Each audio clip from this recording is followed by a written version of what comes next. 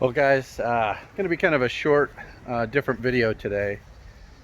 We have crazy heat going on here in Texas. I think it's 106 today, 107 tomorrow. Haven't had rain in weeks, and the lawn's doing pretty good. There's definitely some stressed areas, um, just dealing with the heat. So if I can keep it through the weekend, we're supposed to get a little bit of relief from the heat and a small chance of rain. uh, I'll be pretty pleased with August. So um, stay tuned. We're going to kind of go through a quick rundown of how have I kept my lawn from dying when it's weeks without rain, 100-degree temperatures every day, and it's not completely going dormant and not stressing nowhere near as bad. So I'll talk a little bit about what I did leading up to it and what I think I did right and maybe what I can do again next year. So stay tuned and we'll talk about what's in the lawn.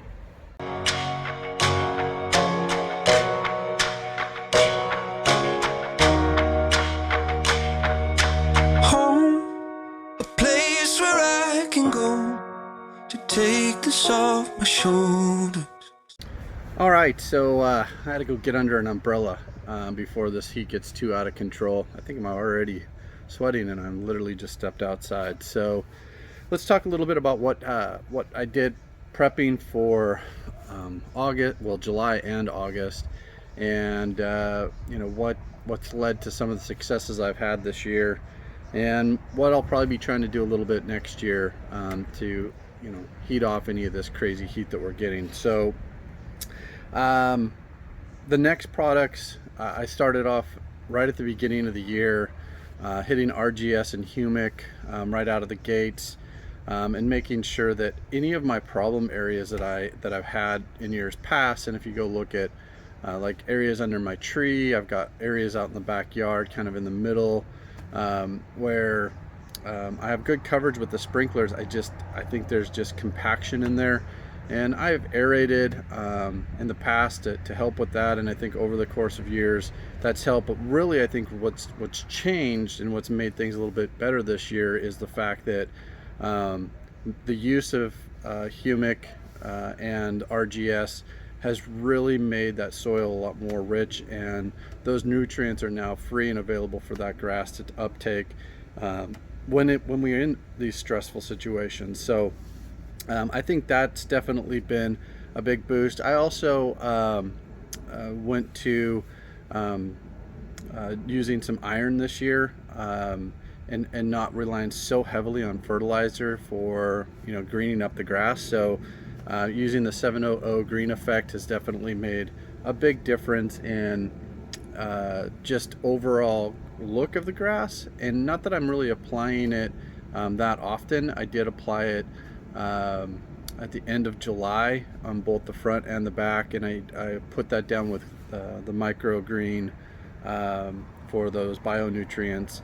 And so I think that combination, kind of in the middle of the summer where I'm not necessarily pushing it really hard, I'm just really trying to keep those nutrients available and keep all of those microbes moving and active in there. So that's definitely been a big help on just soil health in general, right? I think you're hearing a lot of people talking about soil health and how do you make your yard better? How do you cut it with a reel mower lower and then still keep it green in the heat?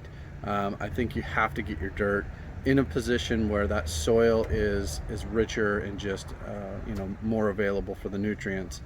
I have been using Carbon X, and I did apply 1 pound of nitrogen about the second week of July, and I haven't applied any in August. I could, but I don't see a real need to push it. It's nice and green and lush, and I mean, I could definitely, I'd love to see it a little bit darker, but I think at the end of the day, why stress your lawn if you don't need to? And I don't necessarily need to push growth right now because I don't want to necessarily be out here mowing it every day. I'm mowing it every 2 to 3 days, just depending on how hot it's actually getting.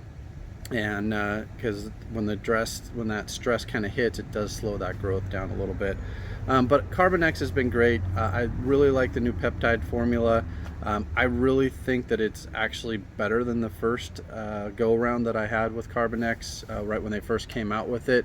I've seen just a nicer color that I'm getting from my Bermuda, but now I'm also using these other products, and that might be helping, kind of drive that overall performance and look of the grass. So it's kind of a combination of everything, right? And I'm definitely going to continue down this path with a liquid and a granular fertilization. So, and I really think Carbon-X is kind of a perfect formula. I know 2404, they're wanting you to have maybe a little bit of a different mixture in there, but this is working for my lawn, and I'm going to stick with it. Right as we were leading into July, I applied Hydretain at its recommended rate. Now this is the first year that I've used Hydretain where we've had heat. Last year we got a lot of rain.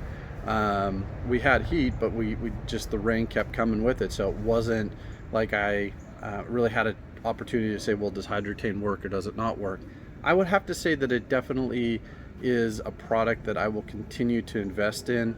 When you're dealing with temperatures that are, we've been for the last 2.5, almost 3 weeks now, 99 degrees or higher, and lows are just barely getting into the upper 70s. And this week we're going to be in the low 80s at night, and that's our lows. So our ground temperature is extremely high. Water is evaporating really fast. So I think that Hydretain is definitely helping kind of hold that moisture around that root zone. And as long as I'm watering, I believe it is actually helping facilitate that available water there. So all in all, I think that has been a product that I think a lot of people question: is it the right product? Is it the wrong product? For me, I'm going to invest in it. It's not cheap, but if you buy a gallon of it, I've got about almost 8,000 square feet, and I can almost get 2 seasons out of that. So it's not terribly expensive when you really look at your water bill and how much do you actually want to be watering. Right now I'm watering with this heat that we have 3 days a week. I'm putting out about probably almost a half an inch or a little bit more each watering cycle, and then I'm hand watering any of the areas that I know are a little bit more susceptible, maybe have more compaction in there, just a light hand watering. And then tonight, because we're going to be so hot, 106, 107, yesterday we were 105, I'm just doing a quick cycle of about 5 to 7 minutes at night, just to cool that grass down, and give it a chance in the morning when that sun comes back up that it's just not going to get baked to death. So, and I'm doing that regardless if I'm watering the next day or not. I'm just trying to give it a little extra moisture just to get through this major heat that we're having down here. Some of the tools that I just real quickly that I think have also helped with just my overall grass health. Moving to a reel mower, I think this is the #1 thing for Bermuda grass, and where I wish I would have invested maybe last year. I bought a new Honda HRX, and it's a great mower, and I really do like it, and I'm glad I made the purchase. I wish I would have bought the California trimmer last year and maybe the Honda mower this year. And not that I'm made of money and I can buy mowers every year. It just happened to work out that way. But the reel mower really is made a huge difference in just how I'm stressing out that grass. Whenever I cut with a rotary mower, you're always going to get some of those blades that are going to get cut poorly. I sharpen my blades. I was sharpening them every month. So, every 3 to 4 weeks I was sharpening my blades during the growing season. I know my blades are sharp, but it's always going to have some ripping and tearing. And with Bermuda, when it gets so thick, when you're cutting it shorter, it's going to really have a tough time spinning that blade fast enough to really make clean cuts. And so where the rotary comes in is because you're #1, you're cutting with 7 different blades, and the way that it scissor cuts each one, I can go look at my grass right now and those blades are cut perfectly. There is no damage to them. And what damage I do see, it's so minor and so far and few between that the grass is able to recover quick, and I don't get a lot of scalping. I just don't get a lot of the bad effects that you typically get when you're using a rotary mower and mowing short. Now you can mow Bermuda high, you know, 2, 3, 2.5 inches, 3 inches, 3.5. I even mowed at 1.4 inches. With the rotary mower, it gets pretty leggy at those higher heights, but the rotary can definitely handle it. And you know, during heat like this, that's probably what I would do, is use a rotary mower and cut my grass higher, just to help it through it, and then, you know, do a scalp maybe once the heat kind of surpasses. But the reel mower has definitely been a huge improvement in just the quality of cut, which is not stressing out the grass. Obviously being able to, you know, lay stripes and enjoy the mow. It's definitely a different mow. It's a little bit more of a workout. They're definitely heavier mowers, but it is spectacular on just seeing how nice a reel mower can make your lawn. And you know, I'm basically using the most affordable reel mower on the market right now, you know, with an entry of with a reel, I think it was $1,400. So these are not terribly expensive, and you know, had I known earlier, I probably would have invested in one. Another tool that has definitely helped, and this was early on kind of doing leveling jobs, was the Gorilla Cart. It's not necessarily helping with the overall look of the grass, but being able to use a reel mower, you do need to have your lawn somewhat level. It doesn't need to be perfect. I'll be leveling for the next 5 years before I even get close to what I would consider perfect.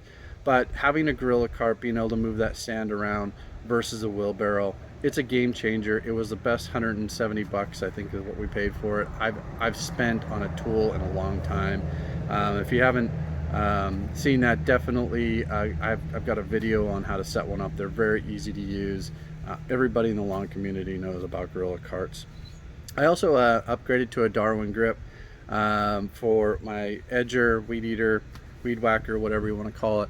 Not that this tool makes the grass better or cutting better, but it is definitely easier to manage when you're edging you know, a pretty big lawn. And I've got a lot of edging that I do. Just being able to continuously hold that edger, weed eater at a consistent level and walk along really makes the cut cleaner.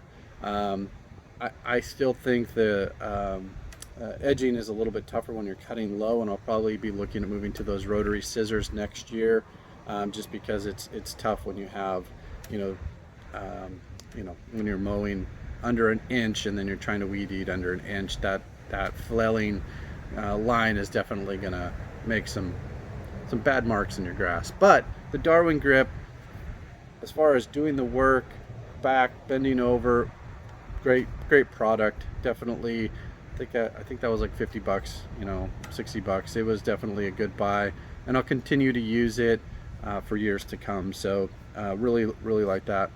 And then the last tool that I really think kind of helped get my grass off to a good start, and these are kind of in order of what I thought were the best, and the Sun Joe is the one that kind of finished out my list here. And I don't know, the Sun Joe is a very inexpensive machine, but I think early on this year when I used it, it really kind of set me up for the success that I had with the reel mower. Just being able to kind of pull out some of the dead, and just being able to get the lawn ready to be you know, cut short, but then also grow in tight.